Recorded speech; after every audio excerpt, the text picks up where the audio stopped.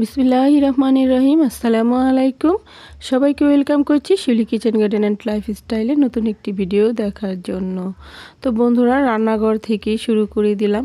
তো আজকে একটি রিকোয়েস্টের ভিডিও আর কি। আমার এই রেসিপিটি অনেকেই দেখতে চেয়েছেন, বিশেষ করে আমাদের প্রিয় রেহানা আপু আমাকে অনেক দিন আগেই বলেছিল যে এই রেসিপিটি করে দেখানোর জন্য। তো আমি সময় সুযোগ হয়ে ওঠেনি, সেজন্য আর কি দেখাতে পারিনি। তো আজকে ইচ্ছে করছিল রান্না করব, সেজন্যই কিন্তু রেসিপিটি দেখিয়ে দিলাম। আশা করছি রেহানা আপু ভিডিওটি দেখছে এবং রেসিপিটি দেখবে। আমার কাছে এই রেসিপিটি করে খেতে কিন্তু ভীষণ ভালো লাগে। তো সেজন্য মানে মুরগির যে পা ঘিলা বা মুরগির যে স্কিনটা আছে সেটা দিয়ে বেগুন দিয়ে রান্না করে খেলে আমার কাছে ভালো লাগে। তো প্রথমেই দেখতে পারছেন আমি বেগুনগুলো কেটে নিছি এবং মুরগির চামড়া সুন্দর করে বেছে ধুয়ে নিছি। তো এখানে আমি পরিমাণ মতো তেল, তারপরে লবণ দিয়ে এখানে হলুদ, মরিচ এর গুঁড়া সব কিছু দিয়ে এবং আদা জিরা সব কিছু দিয়ে আমি ভালো করে এই যে মশলাটা কষিয়ে নিচ্ছি।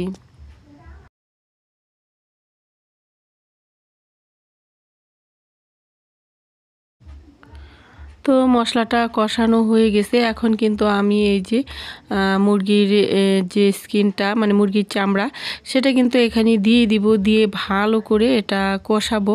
তো কষানোর পরে এটা ভালো করে এটার সাথে মশলার সাথে মিশিয়ে আমি বেগুনগুলো দিয়ে দিব।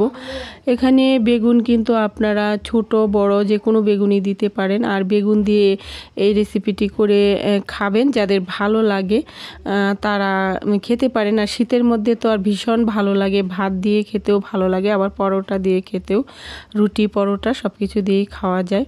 তো বেগুনগুলো দিয়ে ভালো করে নেড়ে চেড়ে আমি কিন্তু এখানে কুসুম গরম পানি দিয়ে ঢেকে রান্না করে নেব।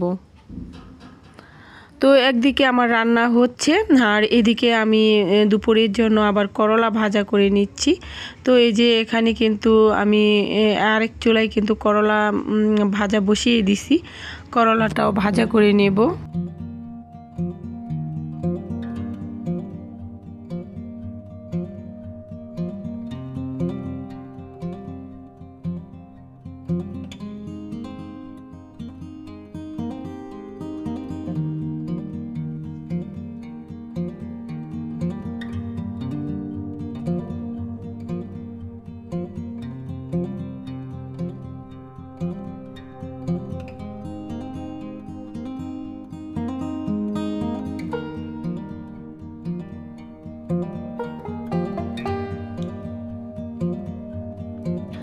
শীতের দিন বেলা তাড়াতাড়ি চলে যায়, সেজন্য কিন্তু এখানে আমি আরেক চুলায় করলা ভাজা বসিয়ে দিছি। আরেক চুলায় কিন্তু এই যে এখানে কিন্তু আমার রান্নাটা হয়ে গেছে, বেগুন দিয়ে মুরগির চামড়া রান্না, পা ঘিলা যা আছে।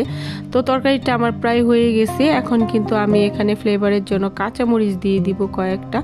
আপনারা ইচ্ছে করলে ধনেপাতাও দিতে পারেন, তবে এখানে আমার কাছে ধনেপাতা ভালো লাগে না, সেজন্য দেওয়া হয় না। তো এই যে দেখেন তরকারিটা অনেক সুন্দর হয়েছে আর ভীষণ টেস্টি, শীতের মধ্যে কিন্তু ভীষণ ভালো লাগে। তো এখন আমি এখানে কাঁচামরিচটা দিয়ে তারপরে নেড়ে চেড়ে নামিয়ে নেব। ভীষণ লোভনীয় একটা খাবার, যারা পছন্দ করেন তারা একবার হলেও ট্রাই করে দেখতে পারেন, অনেক ভালো লাগবে। তো ফাইনালি এই তো রান্নাটা আমার হয়ে গেছে। তো বন্ধুরা, এই তো ছিল আজকের ভিডিও। ভুল ত্রুটি হলে ক্ষমা সুন্দর দৃষ্টিতে দেখবেন, নতুন বন্ধু হয়ে থাকলে পাশে থাকবেন। তো আজ রাখছি, আল্লাহ হাফিজ, আসসালামু আলাইকুম।